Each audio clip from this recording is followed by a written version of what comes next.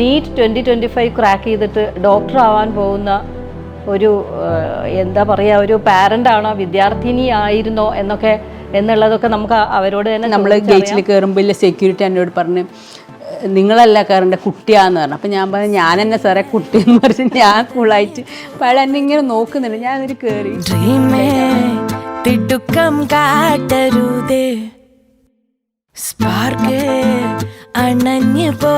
എന്നുള്ളത് മാം അത് പ്രൂവ് ചെയ്തിരിക്കുകയാണ്. കാരണം 3 മക്കളും ഫസ്റ്റ് ചാൻസിൽ തന്നെ MBBS എത്തിക്കാൻ പറ്റി. 4ാമത്തെ മോളും ആ വഴിയെ തന്നെയാണ്.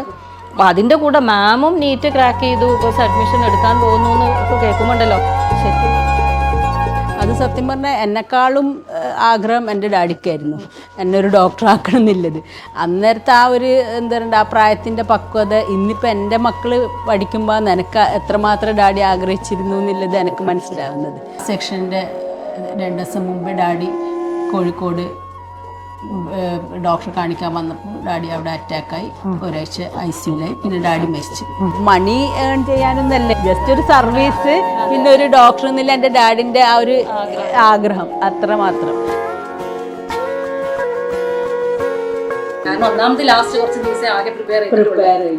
പിന്നെ അപ്പോൾ അങ്ങനെ ഞാൻ ആ ഒരു ലാസ്റ്റ് ആ 2 ദിവസം 3 ദിവസം മാക്സിമം യൂട്യൂബ് വീഡിയോസിൽ മാരത്തോൺ എക്സാംസ് എല്ലാം പറഞ്ഞ് കുറേ വീഡിയോസ് എല്ലാം ഉണ്ടായിരുന്നു.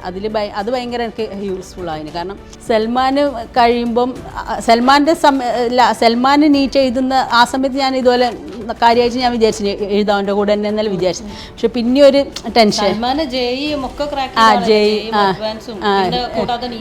നീറ്റും അതുപോലെ തന്നെയല്ലേ മറിയം ജെ അഡ്വാൻസും ക്രാക്ക് ചെയ്തിന്. അവള് കാൺപൂർ IIT കിട്ടീന്. പിന്നെ അതൊക്കെ ഒരു വലിയ അച്ചീവ്മെന്റ് അല്ലേ നമ്മളെ പബ്ലിക് സ്കൂളിന്റെ കൂടെ. സത്യം അവള് മാത്സ് ഒന്നും അല്ലല്ലോ, സയൻസിലായിട്ട് പോലും. ഈ 3 മക്കളും കൂടിയാണ് മാമിന് പണി തന്നത്. മൾട്ടിപ്ലൈ റിവിഷൻ ചെയ്താൽ നമുക്ക് എല്ലാം മൈൻഡിലുണ്ടാവും അവിടെ സെറ്റായിട്ട്, കുറേ മൾട്ടിപ്പിൾ റിവിഷൻ. പിന്നെ ഫിസിക്സ് കെമിസ്ട്രി എന്ന് വെച്ചാൽ നമ്മൾ കോൺസെപ്റ്റ് മനസ്സിലാക്കുക, നമ്മൾ വിട്ട. പിന്നെ 2 നമുക്ക് അതാ ഇതോ. ശരിക്കും ഇത് നല്ലൊരു ടിപ്പാണ്, നമ്മളെ കുട്ടികൾ ഇത് നോക്കി മനസ്സിലാക്കി എടുക്കേണ്ട ഒരു ടിപ്പാണ് ഈ ഫസ്റ്റ് ചെയ്തത്. എല്ലാവർക്കും ഈ 24 hours തന്നെ ഇല്ലത്. പക്ഷെ ആ 24 hours ഇന്ന് നമ്മോടൊപ്പം ഉള്ളത് ഏറ്റവും സ്പെഷ്യലായിട്ടുള്ള ഒരു ഗസ്റ്റാണ്. അത് പരിചയപ്പെടുത്തേണ്ടത് എങ്ങനെ എന്നുള്ളത് എനിക്ക് തോന്നുന്നു വീഡിയോയുടെ അവസാനം വരെ കണ്ടാലാണ് നിങ്ങൾക്ക് മനസ്സിലാവുക അത് എത്രത്തോളം സ്പെഷ്യലാണ് നമുക്ക് ഈ മാഡം എന്നുള്ളത്. ശ്രീമതി ജുവാന അബ്ദുള്ള. ജുവാന അബ്ദുള്ള എന്ന് പറയുന്ന ഈ മാം നമ്മുടെ ഒരു പാരൻ്റാണ്. അവരുടെ 4 കുട്ടികൾ, 3 കുട്ടികൾ ഓൾറെഡി ഇവിടുന്ന് പഠിച്ചു പോയി, MBBS പെർസ്യൂ ചെയ്തുകൊണ്ടിരിക്കുന്നു. ഇപ്പം 4ാമത്തെ ആൾ ഇപ്പം RPS റേസ് പബ്ലിക് സ്കൂളിൽ +2 വിദ്യാർത്ഥിനിയാണ്. മാമിൻ്റെ ഒരു യാത്ര എന്ന് പറയുന്നത് ഒരു കഥ പോലെ നമുക്ക് കേട്ടിരിക്കാൻ പറ്റുന്ന ഒരു ലൈഫ് എക്സ്പീരിയൻസ് ആണ്. ഈ ഉത്സാഹി ലഭതേ കാര്യം എന്നൊക്കെ നമ്മൾ ചെറുപ്പത്തിലേ കേട്ടിട്ടുണ്ടാവുമല്ലോ, അതിൻ്റെ ഒരു ജീവിക്കുന്ന ഒരു ഉദാഹരണമായിട്ടാണ് എനിക്ക് മാമിൻ്റെ കഥ കേട്ട് കഴിഞ്ഞപ്പം തോന്നിയിട്ടുള്ളത്. Welcome ma'am റേസിലേക്ക്.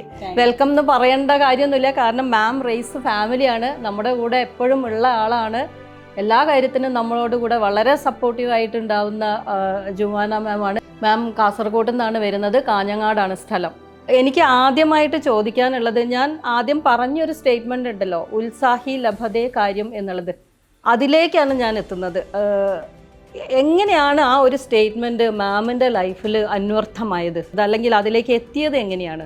First of all എൻ്റെ ഈ നീറ്റിൻ്റെ യാത്രനെ കുറിച്ച് പറയുകയാണെങ്കിൽ കുറേ ബാക്കിലോട്ട് പോകേണ്ടി വരും. എൻ്റെ എഡ്യൂക്കേഷൻ തൊട്ട് പറയേണ്ടി വരും. ഞാൻ കാഞ്ഞങ്ങാടിലെ ഒരു കോൺവെൻറ്റ് സ്കൂളിലാണ് എൻ്റെ LKG to 10th സ്റ്റേറ്റ് സിലബസിൽ പഠിച്ചത്. അത് കഴിഞ്ഞ് ഞാൻ +1 +2 CBSE MES Raja residential Chathamangalam Mukkam Kalanthode അവിടെ ആയിരുന്നു. അത് 95-96 ആ കാലഘട്ടത്തിൽ +2 ഞാൻ കോഴിക്കോടായിരുന്നു ചെയ്തത്. ആ സമയത്ത് നീറ്റ് എന്ന് വെച്ചാൽ ഇതുപോലല്ല. മെഡിക്കൽ എൻട്രൻസ് പറഞ്ഞാൽ കേരള എൻട്രൻസ് വേറെ, കർണാടക എൻട്രൻസ് വേറെ, ഓൾ ഇന്ത്യ എൻട്രൻസ്, അങ്ങനെ 3 ഇതിലായിട്ടാണ് എൻട്രൻസ് ഉണ്ടായത്. അപ്പം എൻ്റെ ഡാഡിക്ക് ഞങ്ങൾ 2 പെൺകുട്ടികളാണ്. ഞങ്ങൾ 2ആളെയും ഡോക്ടറാക്കാൻ ഡാഡിക്ക് ഭയങ്കര ആഗ്രഹമായിരുന്നു. അങ്ങനെ തന്നെ ആ +2 കഴിഞ്ഞിട്ട് ആ ഇയറിൽ ഞാൻ കേരള എൻട്രൻസ് എഴുതി ആ സമയത്ത് എന്ന് വെച്ചാൽ പിന്നെ ഓരോരോ ഡിസ്ട്രിക്റ്റിലാണ് സെൻറ്റർ ഉണ്ടാല്. അപ്പോൾ ഞാൻ കാസർഗോഡ് ഡിസ്ട്രിക്റ്റിലായതുകൊണ്ട് ഞാൻ കാസർഗോഡ് സെൻറ്റർ കൊടുത്തിട്ട് കാസർഗോഡ് നിന്ന് കേരള എൻട്രൻസ് എഴുതി. പിന്നെ ട്രിവാൻഡ്രം പോയിട്ട് ഓൾ ഇന്ത്യ എൻട്രൻസ് എഴുതി. പിന്നെ കർണാടക എൻട്രൻസ് KMC മാംഗ്ലൂർ വെച്ചിട്ടായിരുന്നു കർണാടക എൻട്രൻസ് ഉണ്ടായിരുന്നത്. ആ സമയത്തൊന്നും ക്വാളിഫൈ, അന്ന് പേപ്പറിലാണ് റിസൾട്ട് വരല്, ഇതുപോലെ ഫോണൊന്നും ഇല്ലല്ലോ. അപ്പം അതിലൊന്നും ക്വാളിഫൈ ചെയ്തില്ല. പിന്നെ ഞാൻ BSc zoology Nehru arts and science കോളേജിൽ ഞാൻ ജോയിൻ ചെയ്ത് BSc ഫസ്റ്റ് ഇയറും ഞാൻ കേരള എൻട്രൻസ് എഴുതി, രണ്ടാമത് എഴുതി, അതിലും ക്വാളിഫൈ ചെയ്തിട്ട്. പിന്നെ മൂന്നാമത് BSc സെക്കൻഡ് ഇയർ ഉണ്ടാകുമ്പോൾ ഞാൻ കേരള എൻട്രൻസ് എഴുതി, അതിലും ക്വാളിഫൈ ചെയ്തു. പക്ഷേ ഞാൻ BSc ഡോക്ടർ ആവണമെന്ന് ആഗ്രഹം അന്നേ ഉണ്ട്, അതുകൊണ്ടല്ലേ ഇപ്പോൾ ഈ അന്ന് തന്നെ 2 പ്രാവശ്യം 3 പ്രാവശ്യമൊക്കെ എഴുതാൻ തോന്നിയത് അല്ലേ? അത് സത്യം പറഞ്ഞാൽ എന്നെക്കാളും ആഗ്രഹം എൻ്റെ ഡാഡിക്കായിരുന്നു എന്നെ ഒരു ഡോക്ടർ ആക്കണം എന്നുള്ളത്. അന്നേരത്തെ ആ ഒരു എന്താ പറയുക, ആ പ്രായത്തിൻ്റെ പക്വത ഇന്നിപ്പോൾ എൻ്റെ മക്കൾ പഠിക്കുമ്പോൾ നിനക്ക് എത്രമാത്രം ഡാഡി ആഗ്രഹിച്ചിരുന്നു എന്നുള്ളത് എനിക്ക് മനസ്സിലാവുന്നത്. അന്നേരം അത് ആ ഒരു ഈസി ഗോയി അങ്ങനെ എഴുതി വന്നേ ഉള്ളൂ. പിന്നെ ഞാൻ +2 കഴിഞ്ഞിട്ട് അന്നേരം ഒന്നും ഈ കോച്ചിങ് സെൻറ്റർ ഇല്ലത്, ഒന്ന് നമ്മളെ PC തോമസിൻ്റെതും പിന്നെ കണ്ണൂർ ഒരു യൂണിവേഴ്സൽ നർച്ച് ഉണ്ടായിരുന്നു. അവിടെ ഞാൻ എനിക്കൊന്ന് 1 മാസം പോയി വന്നിട്ട് കോച്ചിങ് ചെയ്തിന്.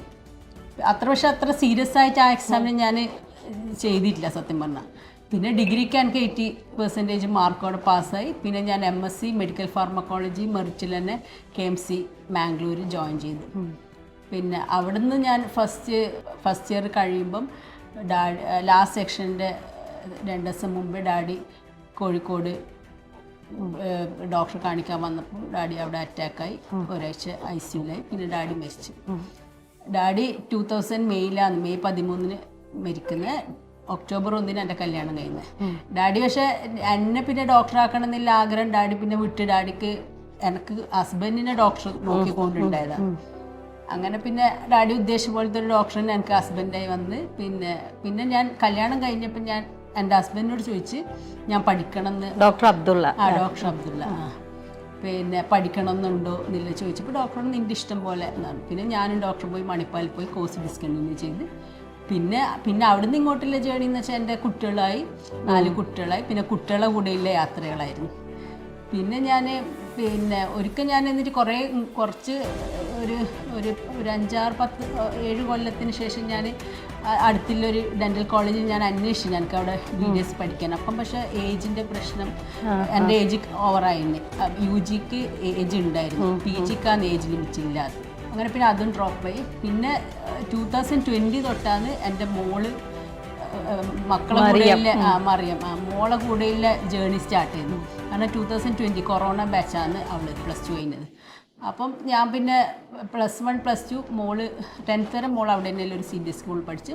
11th 12th ഞങ്ങൾ കോഴിക്കോട് റേസിൽ മോളെ ഫസ്റ്റ്, അവിടെയാണ് നമ്മൾ റേസായിട്ടുള്ള ബന്ധം തുടങ്ങുന്നത്. ഫസ്റ്റ് ഞാൻ മോളെ ഞങ്ങൾ ഇവിടെ റേസിൽ പബ്ലിക് സ്കൂൾ റേസ് പബ്ലിക് സ്കൂളിൽ +1 ഇൻ്റഗ്രേറ്റഡ്, അതായത് CBSE സ്കൂളിൻ്റെ കൂടെയുള്ള കോച്ചിങ്. അപ്പം അത് ശരിക്കും ഞങ്ങൾക്ക് ശരിക്കും മാം എങ്ങനെയാ അന്ന് ആ സമയത്ത് റേസിനെ പറ്റി അറിഞ്ഞപ്പോൾ കാഞ്ഞങ്ങാടൊക്കെ ആയിരുന്നില്ലേ? ഞാൻ പറയാം, ഞാൻ +2 പഠിച്ച Kozhikode, husband MBBS Kozhikode medical college കഴിഞ്ഞ് ഞങ്ങൾക്ക് കോഴിക്കോട് നാടായിട്ട് ഭയങ്കര അറ്റാച്ച്മെൻ്റ് ആണ്. ഇവിടുത്തെ ആൾക്കാർ, ഹോസ്പിറ്റാലിറ്റി, കൾച്ചർ, ഫുഡ് എല്ലാം ഞങ്ങൾക്ക്. കുട്ടികളെ ഇപ്പോൾ ഹോസ്റ്റലിലാക്കുമ്പോൾ കുട്ടികൾ ഫുഡിൻ്റെ ഇഷ്യൂ അറിയാനില്ല, എല്ലാം കൊണ്ടും ഞങ്ങൾക്കത് ഞങ്ങൾക്ക് എല്ലാം കൊണ്ടും ഞങ്ങൾക്ക് ഇഷ്ടം. അങ്ങനെ പിന്നെ ഞാൻ എനിക്കൊന്ന് എൻ്റെ ഫ്രണ്ട് മുഖേന എന്തോ അറിഞ്ഞ് ഞങ്ങൾ മോളെ ഇവിടെ മോളെപ്പോഴും പറയും ആ ഒരു തീരുമാനം നിങ്ങളത് ഭയങ്കര ആപ്റ്റായിരുന്നു. കാരണം +2ൻ്റെ കൂടെ ശരിക്കും +2 സിലബസ് പഠിക്കുന്നതല്ല കോച്ചിങ്, അതൊരു വേറെ തന്നെയാണ്. കാരണം ഒബ്ജക്റ്റീവ് ടൈപ്പ് ക്വസ്റ്റ്യൻസ് അല്ലേ, മറ്റേ ഡിസ്ക്രിപ്റ്റീവ്, അങ്ങനെ വ്യത്യാസമുണ്ട്. ഈ +1 +2 സീരിയസ് ആയിട്ട് ഒരു എൻ്റർടൈൻമെൻറ്റും ഇല്ലാതെ ഇങ്ങനത്തെ കോച്ചിങ് സെന്റർ, അവിടെയാണ് ഈ ഇന്റഗ്രേറ്റഡ് സ്കൂളിന്റെ ഒരു പ്രാധാന്യം അല്ലേ? ഈ +1 +2 കഴിയുന്നതോടുകൂടെ തന്നെ ഏതെങ്കിലും നല്ല പ്രൊഫഷണൽ കോളേജിൽ അഡ്മിഷൻ എടുക്കാൻ പറ്റുമല്ലോ. അതന്നെ. അപ്പോൾ ആ ജേർണി എന്ന് വെച്ചാൽ ശരിക്കും പറഞ്ഞാൽ ഭയങ്കര യൂസ്ഫുൾ ആയിരുന്നു ആ റേസിൻ്റെ കൂടെ. ആ സത്യം പറഞ്ഞാൽ അത്. പിന്നെ മോള് എന്ന് വെച്ചാൽ പിന്നെ നല്ല ടീച്ചേഴ്സായിരുന്നു, അത് പറയാതിരിക്കാൻ വയ്യ. റേസിൻ്റെ ടീച്ചേഴ്സ്, പിന്നെ ഇതൊരു എന്താ പറയണ്ടേ, ഇതില്ലേ അഡ്വർടൈസ്മെൻ്റ് ഒന്നുമല്ല, എൻ്റെ പേഴ്സണൽ എക്സ്പീരിയൻസാണ് ഞാൻ അവിടെ ഷെയർ ചെയ്യുന്നത്.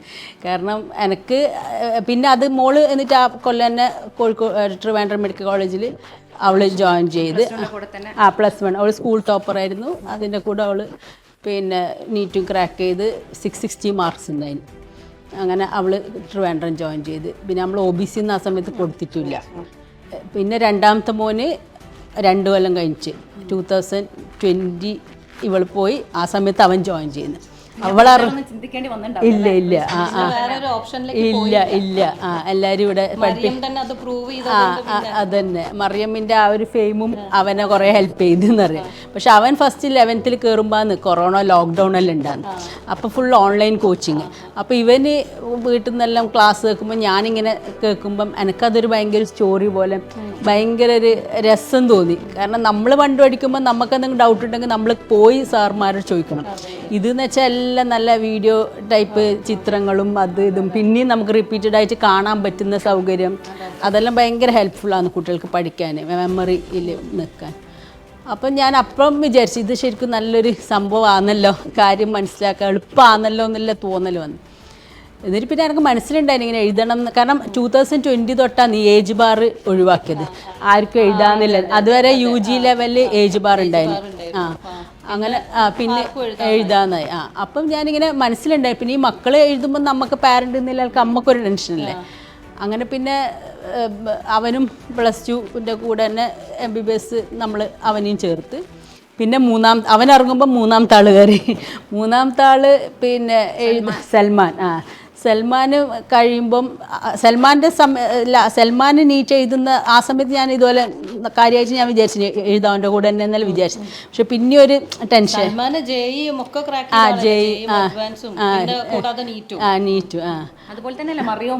Mariyam J അഡ്വാൻസും crack ചെയ്തിന്. അവള് കാൺപൂർ IIT കിട്ടീന്. പിന്നെ അതൊക്കെ ഒരു വലിയ അച്ചീവ്മെന്റ് അല്ലേ നമ്മളെ പബ്ലിക് സ്കൂളിന്റെ കൂടെ. സത്യം അവള് മാത്സ് ഒന്നല്ലല്ലോ, സയൻസിലായിട്ട് പോലും. ഈ 3 മക്കളും കൂടിയാണ് മാമിന് പണി തന്നത്.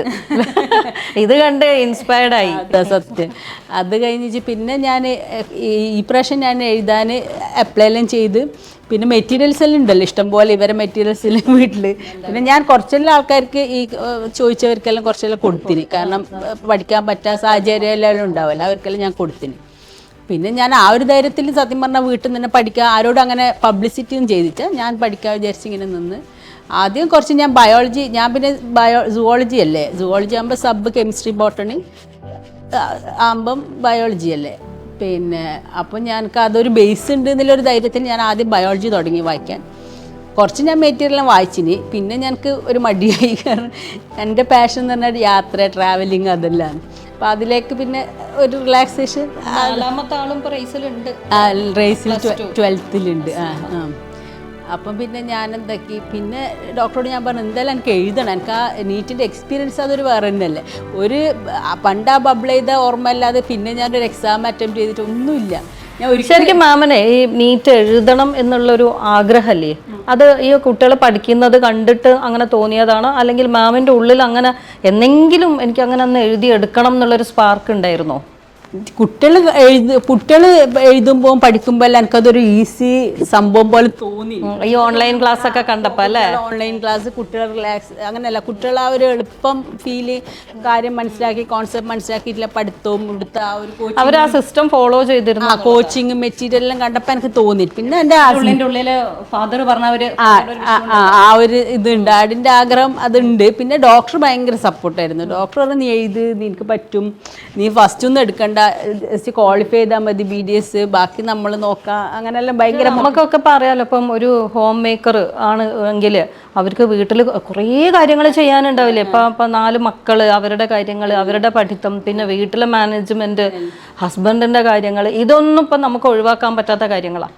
അപ്പോൾ ഇത്രയും വലിയ ഇങ്ങനത്തെ കുറേ കാര്യങ്ങൾ നമുക്ക് ഓൾറെഡി ഉണ്ട്. ഇതിൻ്റെ ഇടയിൽ ഇപ്പം ഈ ഒരു ഏജിൽ, പഠിത്തത്തിന് ഏജൊന്നും ഇല്ല നമ്മൾ പറയുമെങ്കിൽ പോലും ഈ ഒരു ഏജിൽ ഇത് എഴുതിയെടുക്കണം. ഇതെന്ന് പറഞ്ഞാൽ ഒരു കോമ്പറ്റേറ്റീവ് എക്സാമിനേഷനാണ്, സാധാരണ ഒരു ബോർഡ് എക്സാം ഒന്നും അല്ലല്ലോ. അപ്പോൾ ഡിഗ്രി PG ഒക്കെ എഴുതുന്ന ആൾക്കാരെ ധാരാളം നമ്മളൊക്കെ കണ്ടിട്ടുണ്ട്. പക്ഷേ ഈ നീറ്റ് ഇതിൽ എഴുതുക എന്ന് പറഞ്ഞാൽ ഇത്രയും ആൾക്കാർ എഴുതുന്ന ഒരു വലിയ പരീക്ഷ, അത് ക്രാക്ക് ചെയ്യാൻ പറ്റുക എന്നുള്ളത് എന്ന് പറഞ്ഞാൽ അത് എന്താ പറയുക, ജസ്റ്റ് അമേസിങ് എന്ന് പറയാം അല്ലേ. അതെങ്ങനെ മാമിന് കഴിഞ്ഞു എന്നുള്ളതാണ് അത്ഭുതം. അതൊന്ന് പറഞ്ഞാൽ നമ്മളെ കണ്ടുകൊണ്ടിരിക്കുന്ന ഇനി വരുന്ന കുട്ടികൾക്കാണെന്നുണ്ടെങ്കിൽ, ഇപ്പോൾ വീട്ടിലിരിക്കുന്ന ലേഡീസിനാണെന്നുണ്ടെങ്കിൽ അതൊരു വലിയ ഇൻസ്പിറേഷൻ ആയിരിക്കും. അതെങ്ങനെ മാമിന് അത് പറ്റിയത് ചെയ്യാൻ? ലേഡീസിനുണ്ടാവും ഇങ്ങനെ ഒരു ആഗ്രഹം ഉള്ളിൽ, ഇത് ചെയ്യാൻ പറ്റുമോ ഇല്ല എന്നുള്ളത് അറിയാത്തൊരു ടെൻഷൻ ഉണ്ടാവുമല്ലോ. അവർക്കും കൂടെ ഒരു മെസ്സേജ് ആവും മാം അതിനെക്കുറിച്ചൊന്ന് പറഞ്ഞാൽ. അതിനെക്കുറിച്ച് പറയുകയാണെങ്കിൽ എല്ലാവർക്കും ഈ 24 hours തന്നെ ഇല്ലത്. പക്ഷെ ആ 24 hours നമ്മൾ എങ്ങനെയാണ് അത് യൂട്ടിലൈസ് ചെയ്യുന്നതെന്ന് അനുസരിച്ചിരിക്കും ഓരോരാളെ സക്സസ് സ്റ്റോറി. മാമിൻ്റെ ആ ഒരു പ്രിപ്പറേഷൻ എങ്ങനെയായിരുന്നു? കാരണം ഇതൊക്കെയും ചെയ്തു, എന്നിട്ടും പഠിച്ചു, എന്നിട്ടും എഴുതി.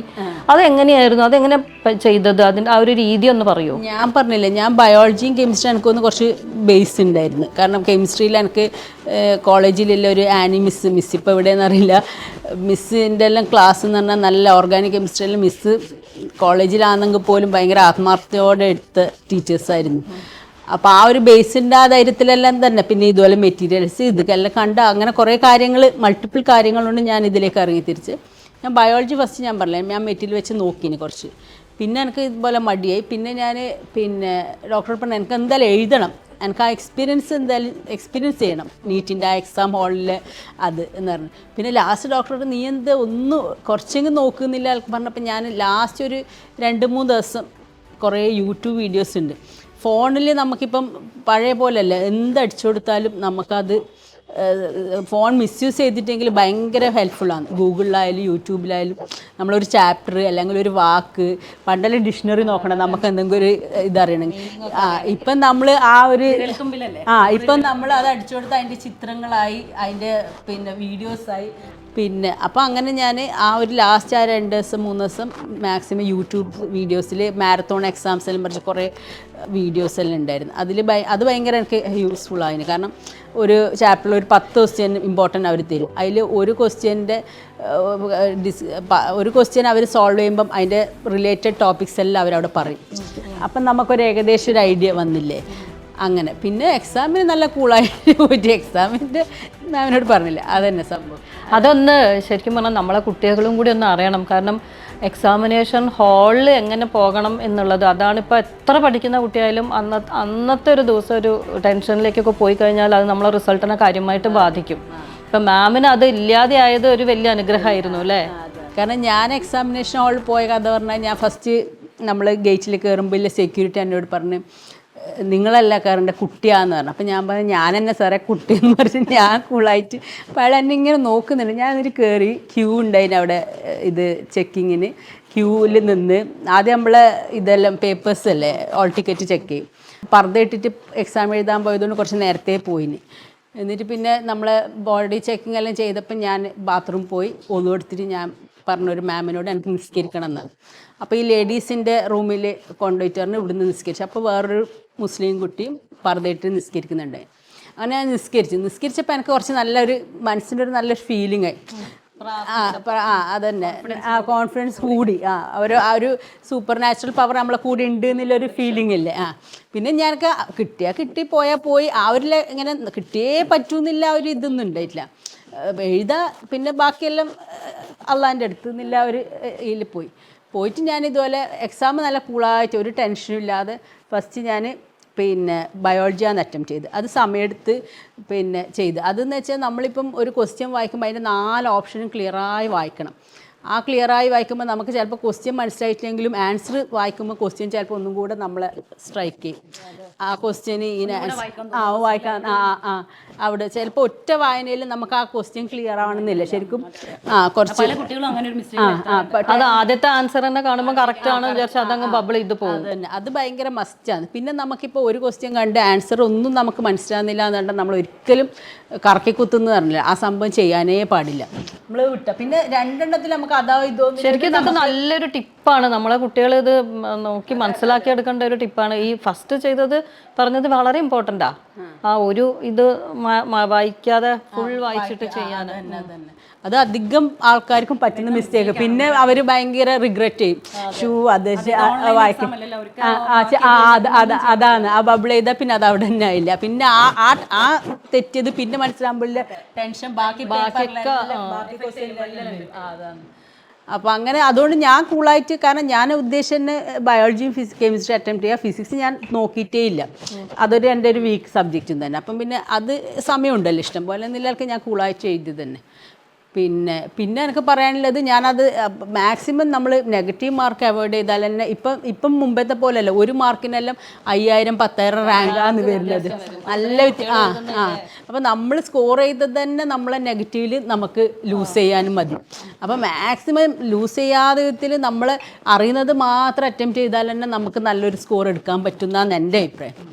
പിന്നെ എന്നെ പോലത്തെ പിന്നെ പാരൻസ് എല്ലാം ഇപ്പോൾ എഴുതുന്നുണ്ടെങ്കിൽ ഇത്ര എഫോർട്ട് കുറച്ചും കൂടെ ഇതുപോലെ ഇപ്പം പിന്നെ നമ്മൾ പോയി പഠിക്കണമെന്നില്ല, ഓൺലൈൻ കോച്ചിങ് എല്ലാ സെൻറ്റേഴ്സും തരുന്നുണ്ട്.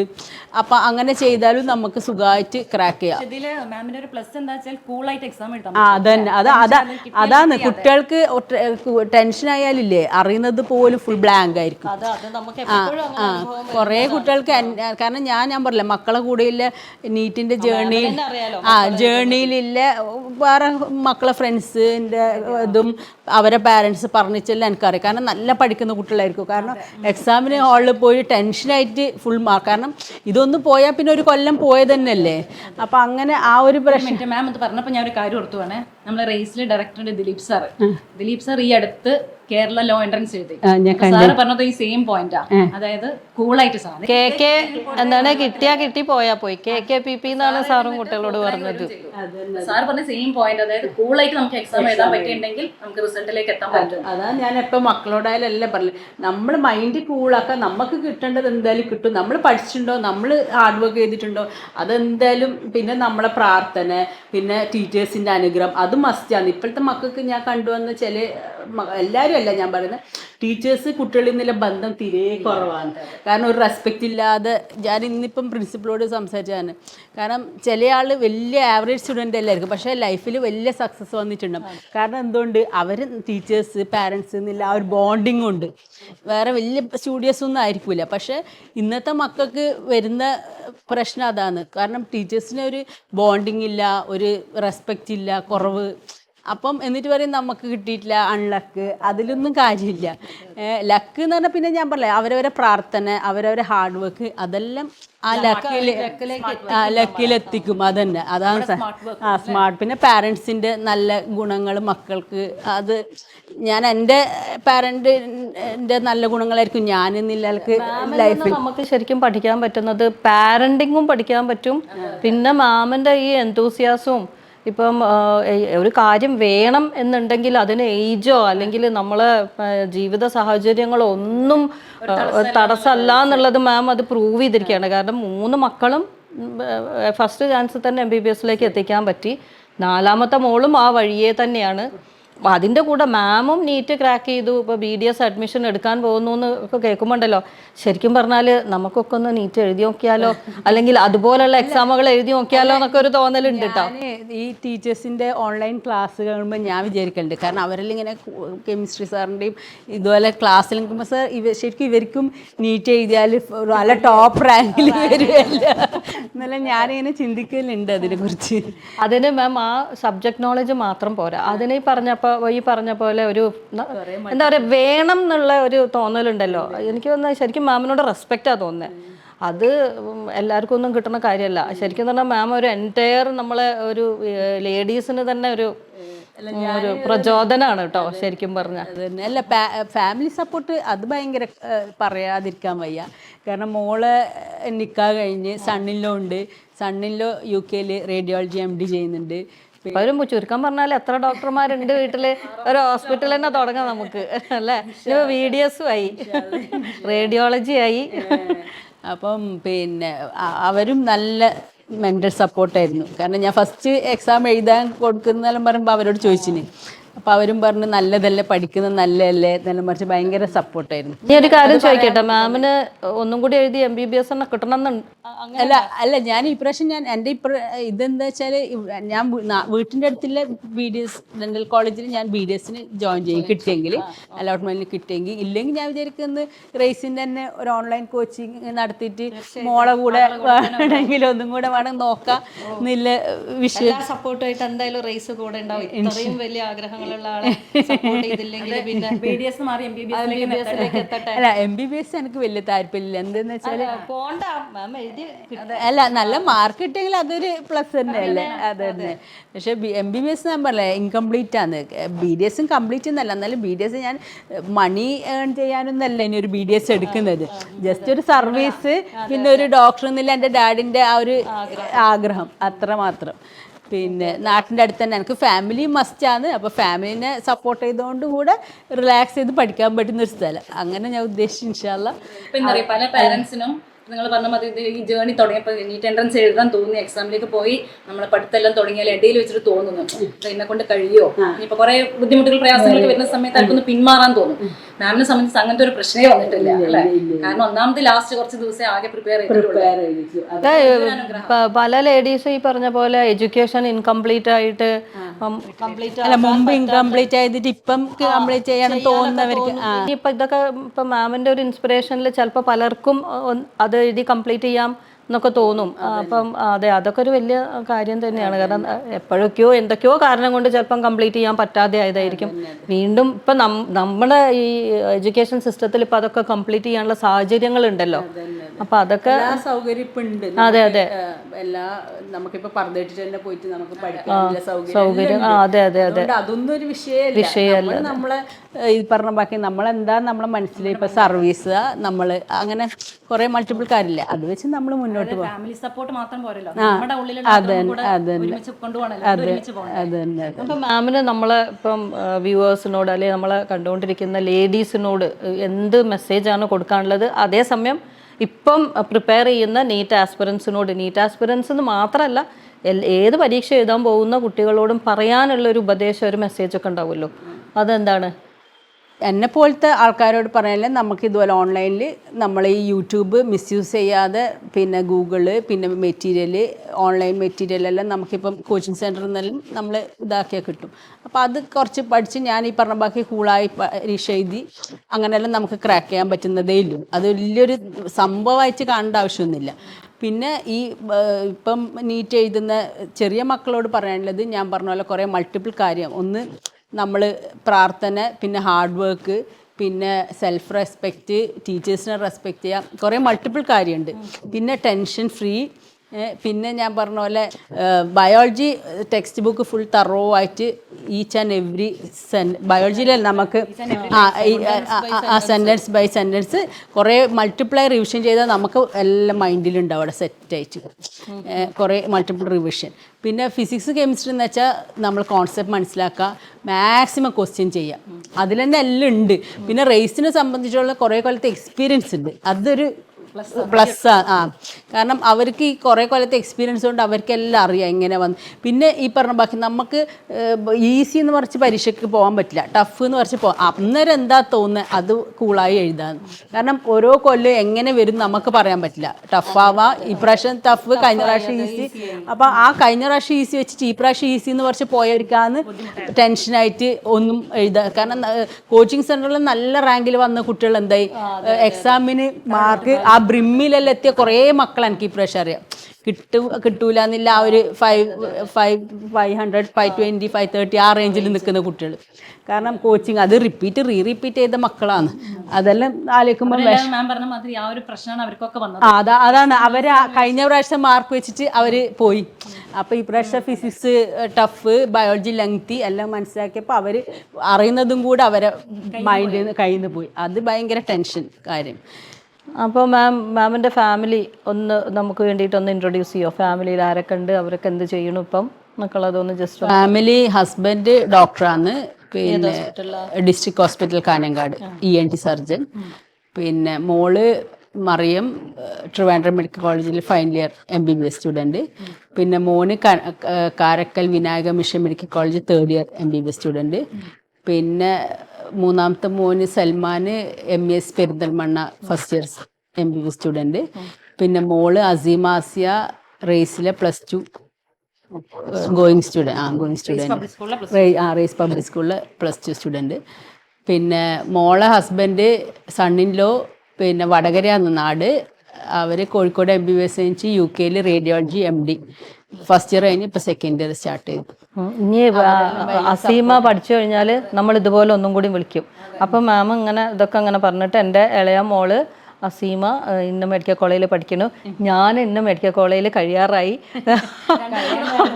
അതെ, അതും കൂടി കേൾക്കാൻ ഞങ്ങൾ റേസ് എന്താ പറയുക അങ്ങനെ ആകാംക്ഷയോടെ കാത്തിരിക്കുകയാണ്. നടക്കട്ടെ. ഇൻഷാ അല്ലാ.